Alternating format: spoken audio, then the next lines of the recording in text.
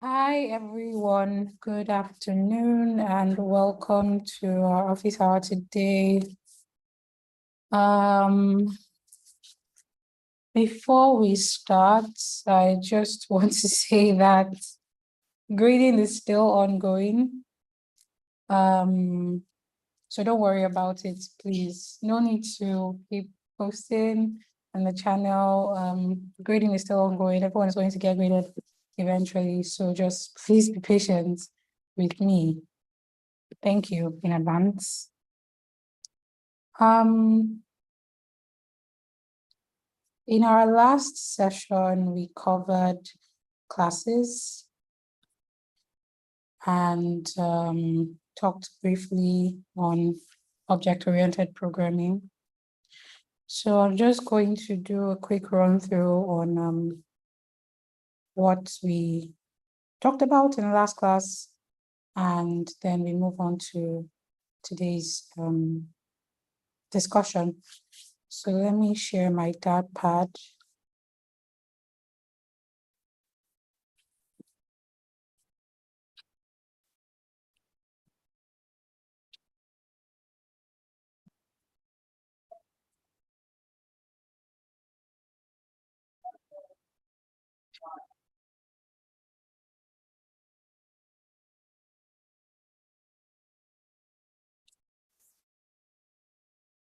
Okay, so hoping you all can see my screen. Let me confirm. Okay, great. So yeah, like I said, we're just going to quickly run through all that we talked about in the last class, and that was on OP. And then we also talked about classes, constructors, and slightly went over private objects. We said that object-oriented programming is pretty much it's a model in which we organize our code based off objects, like classes, unlike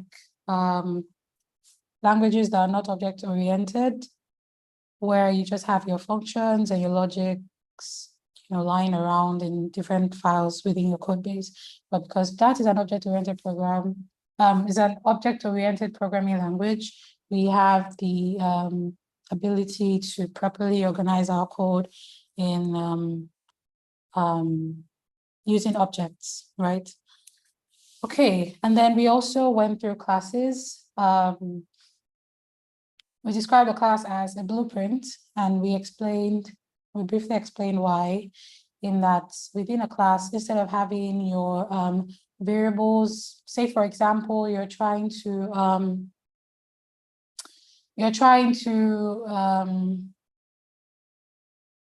used the example of a human in the last session, where an average human is supposed to have a name, an age maybe, as well as some other properties. If we do not have a class, what we'll do in that case, in any file that we need to define a human with the different properties that are available to us, we need to create those variables or methods in different files within our code base, which isn't exactly neat. Hence why we have classes where we can group properties together and then reuse them as many times as we want within our code base, right? Then we also covered constructors. With what we talked about, a constructor is pretty similar to a function. You can maybe refer to a constructor as a special function that you can find within a class. So using constructors, we get to assign values to different properties within a class. Just the way we have functions and the arguments, we also have available to us those different kinds of arguments when we declare a constructor for a class. Then, due to our limitation, we only talked about for private objects that you get to declare a private object using an underscore. So any object that is declared, any object name that has an underscore right at the beginning can be referred to as a private object, right? So that's just a very brief overview of what we talked about in the last class. I mentioned today that we're going to, okay, so today we're going to cover getters and setters. We're also going to briefly look into class inheritance. Right? Okay. So getters and setters are pretty much methods that are available to us only within a class. You cannot use a getter or a setter in anywhere else but a class. Let me give you an example. So this is a basic syntax for getter. This is a basic syntax, right? You see here that we clearly we're seeing this red mark, which shows us that there is something wrong.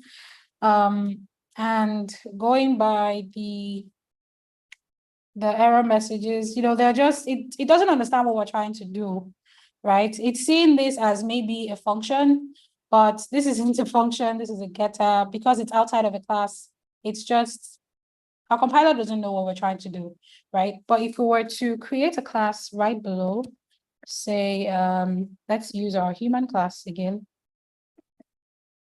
and we were to cut this off and paste it within the class, you see that all the errors go away because this is the only place in which we can use getters. And this is also, that's within a class, of course, is where we can use getters, and within a class is also where we can use setters. So just please bear in mind, just in case you try to use a syntax anywhere else outside a class, you're going to definitely get an error. So this is the basic syntax of a getter. So just as the word implies, it's used to get values, and setters, you use them to set values in a sense. So say for example, we want to we have a property within this class. Let's still use let's use name. Oops. We have a property within this class called name. Yeah, this is going to throw an error because we already defined name. So let's just change this to get name, and our error should go away.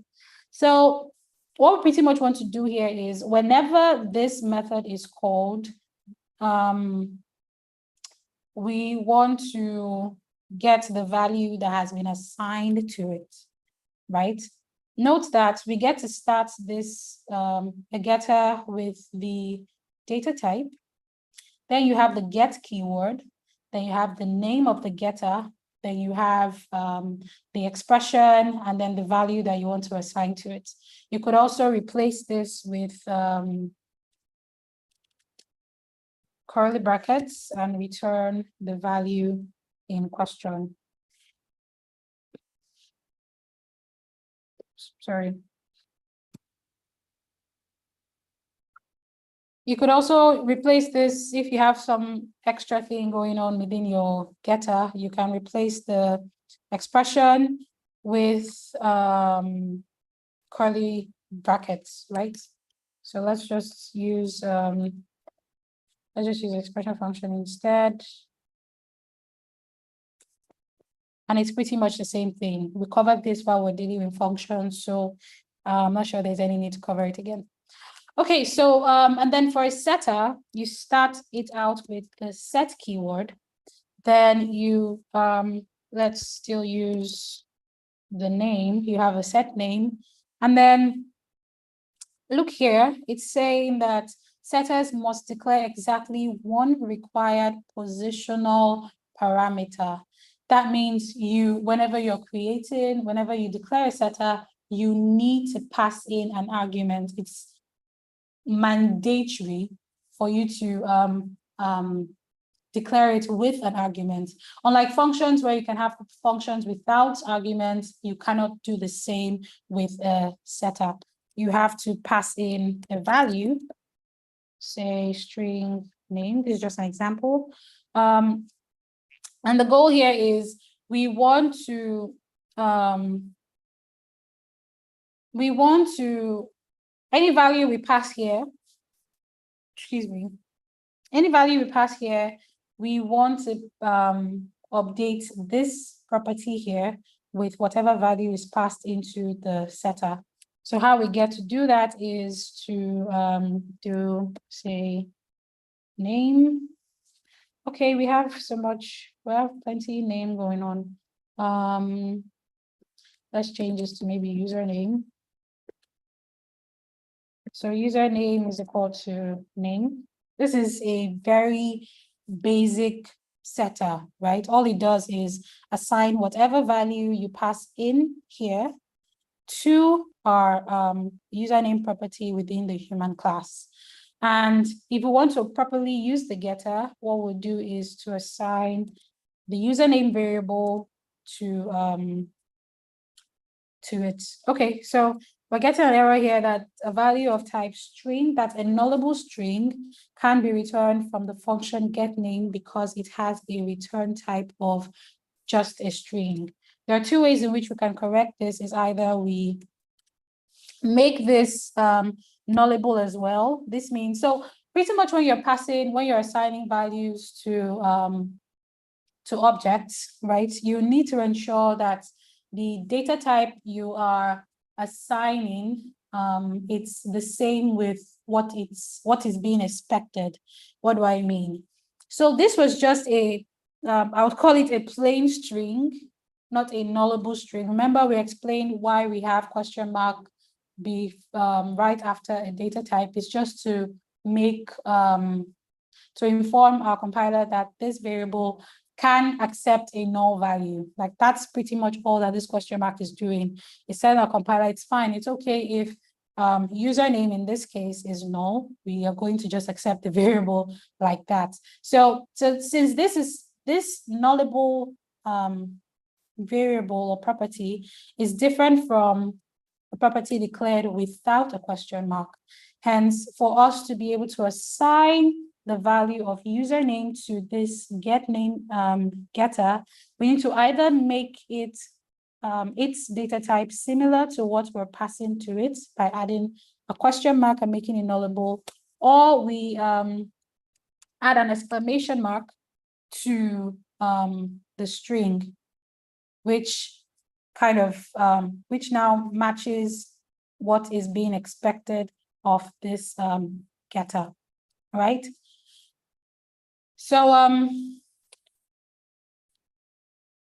if we were to test this,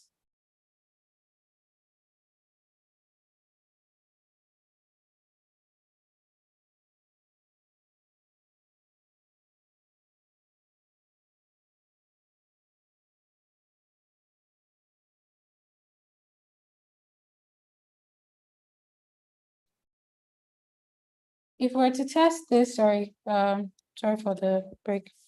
If we were to test this now, we're going to create an instance of the human class. Let's use the same name as in the previous class. So we have the first human. We didn't declare any constructor, so there's nothing that we're going to pass in here. We're just going to use these two methods that we have within the class to, to update the value of this property right here. So here we first of all call, right now, if we were to print the getName, can you guess what we're expecting to see in the console right now? Can anyone just try?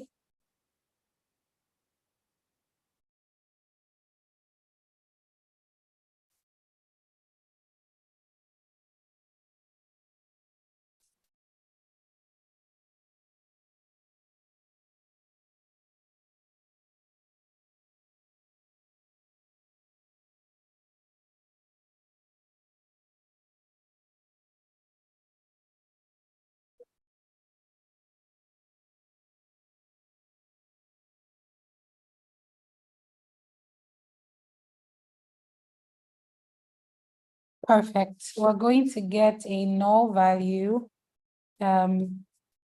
printed in the console. So when you run it, we're going to see null. Oops, what's that? Cannot read property of null. Yeah, exactly. So the value right now for the username is null. And let me explain why we're not just seeing null in the console, but this error message. So when we declare this property here, remember we added the question mark, making it nullable.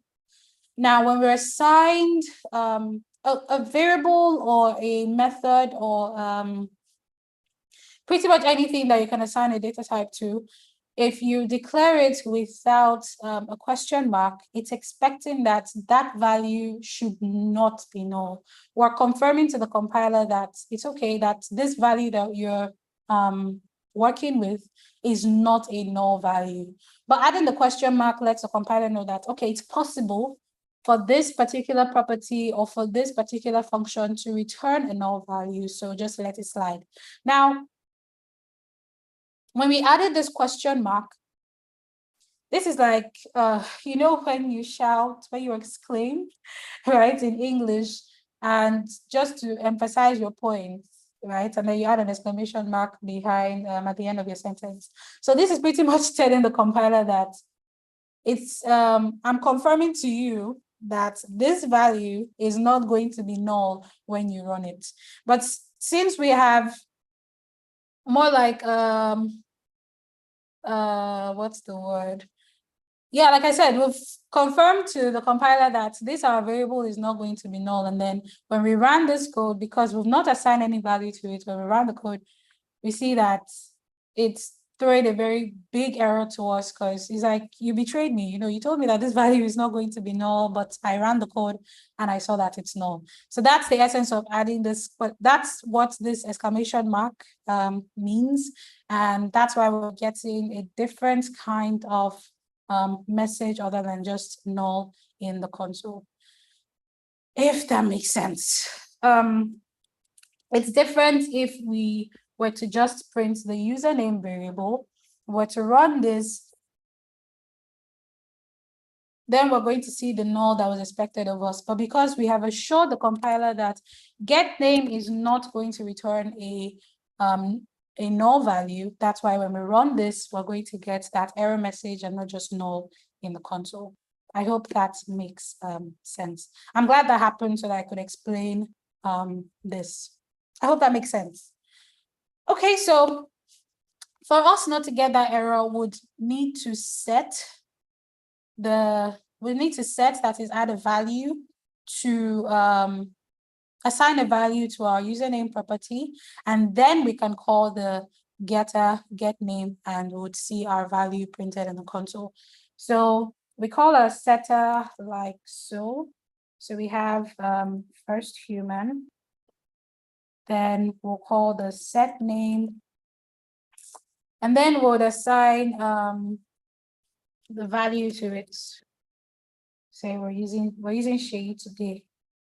So we've assigned this string to the to set name, hence username has now received the value of she as its own value. Now, if we were to run our code, we're expecting to see she in the console because now username has a value and we have assigned it to the get name, hence we're getting the value in our console. Okay, I'm going to go to the comment section now to be sure that everyone is following. Are we together?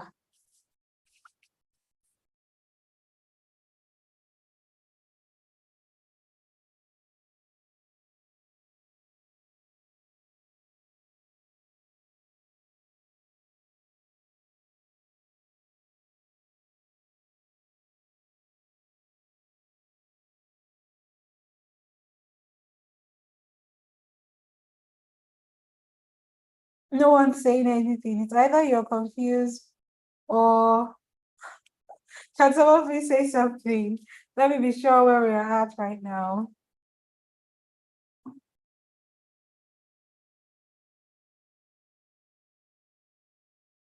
Okay, great. Okay, cool. All right, thank you. So that's pretty much it about getters and setters. On your own. You can just, this is literally what I've been saying since week 1. You can just keep practicing. The more you get to use these methods, the more you get to use these, you get to apply these concepts, the more you understand them and can easily flow with them at any points that you need to use them. Okay, so that's it for that. The next thing we want to cover is class inheritance. Okay. The class inheritance is pretty much how we get to I was trying to use a different word other than inheritance, but I think that's the most appropriate word to use, where we have a parent class and then we have subclasses. Subclasses pretty much derive or inherit properties and methods of the parent class. What do we mean? So let's take this out.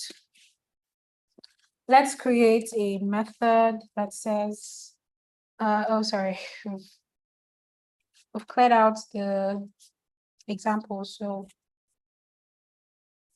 let's just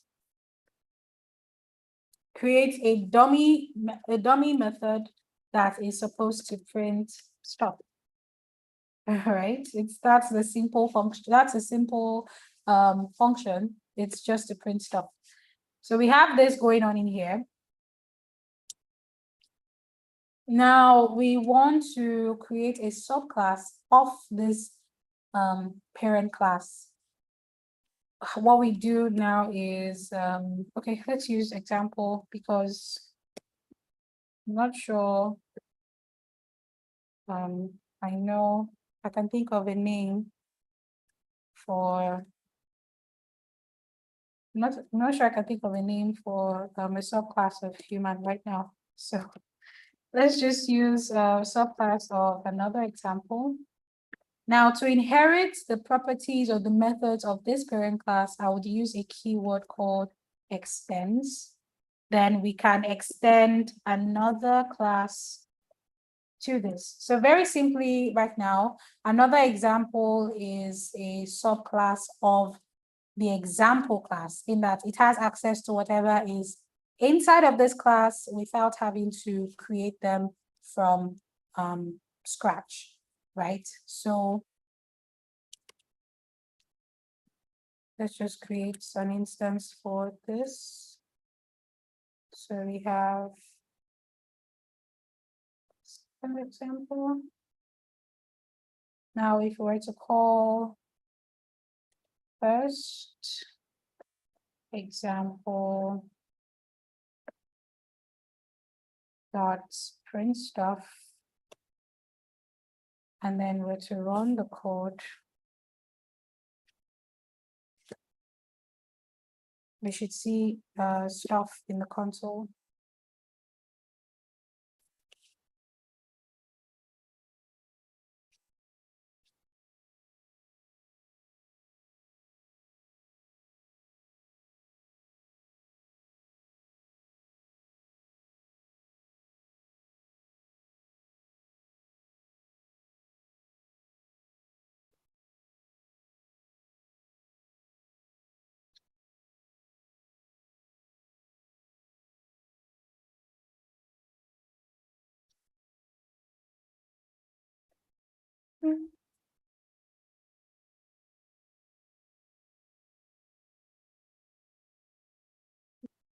Oh, it was on a different file. Okay.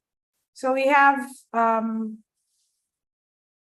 what just happened? Oops.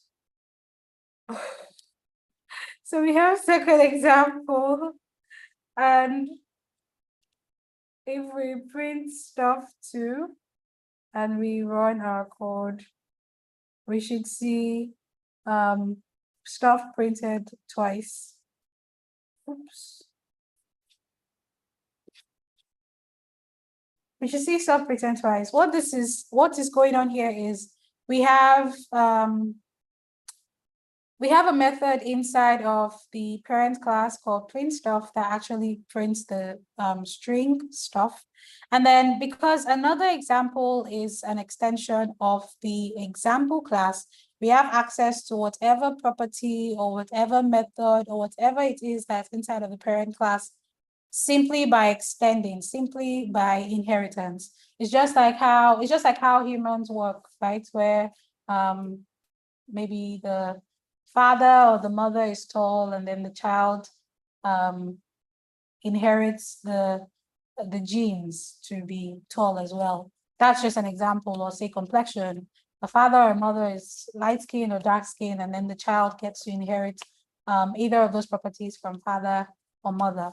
So that's what's going on here. We're inheriting whatever method or whatever properties that's within the parent class.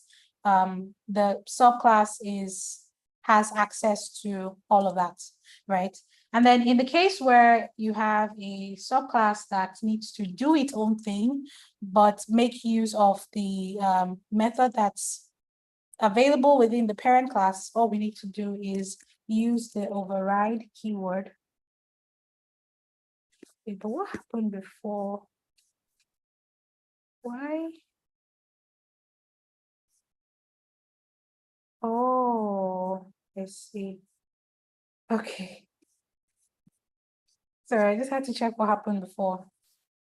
Okay, so with the override keyword, I can call this method inside of the parent class, and then instruct it to print something else, say another stuff.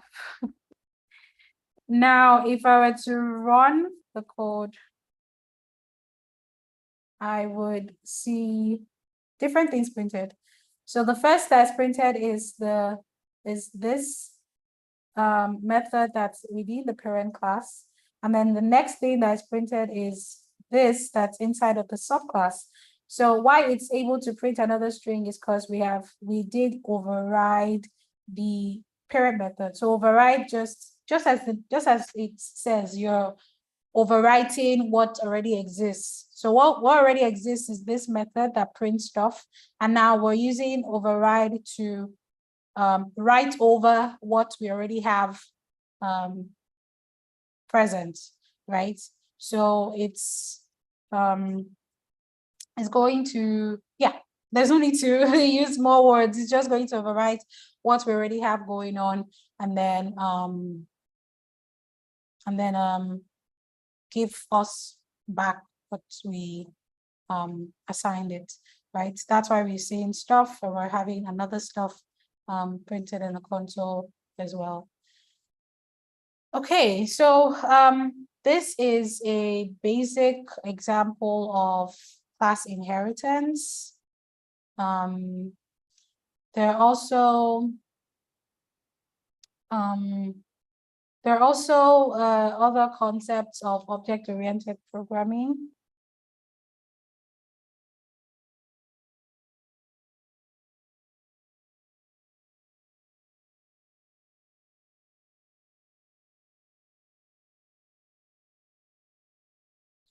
There are other concepts of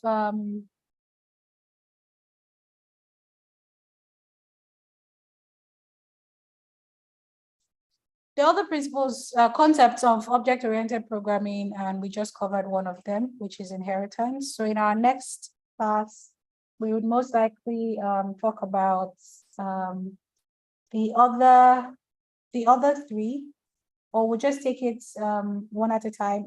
Maybe we'll cover two tomorrow. In our class tomorrow, we'll cover maybe abstraction and encapsulation. Then on Sunday, we'll just cover polymorphism and maybe any other question that is asked after each of the sessions. So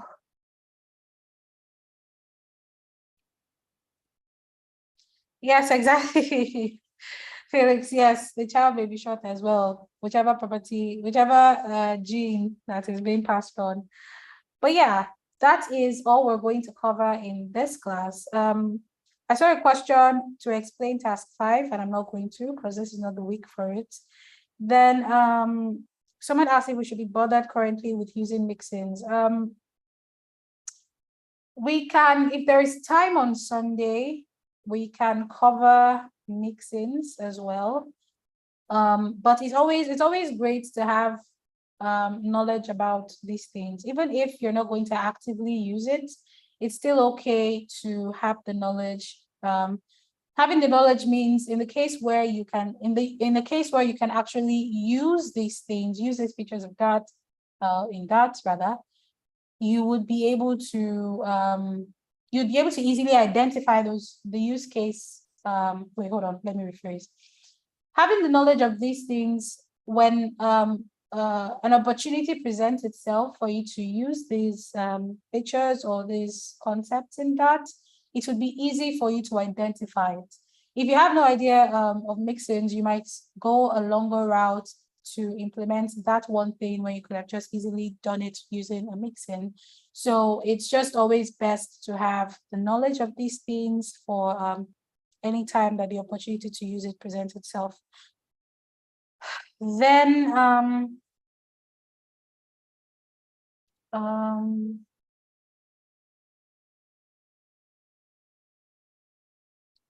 yeah, please, I need some clarifications on week 4 task. Are we supposed to be printing the account balance inside the withdrawal and deposit methods after performing each operation? And do we have to display account name and account number anywhere in the console? Please display whatever is being required of you to display. I'm very certain that within the task, I stated the things that I want to see in your submission, the things that you're supposed to display, and the things that, yeah, the things that are important. So just follow the instructions within the task and display what's necessary, right? So I think that's all we're going to cover today so that I do not overwhelm you while you're watching. So on your own, you could just watch this video again and yeah, you could just watch this video again and practice using Dotpad, or if you start using your IDE, you can do that as well. But this is where we're going to end our session for today. So thank you all for joining. As usual, if you have a question, please leave it using the form. Any questions relating to what we talked about today, or what we've covered that was okay. If you have a question, just leave it using the form and I'll do my best to answer them if it's required. All right, thank you.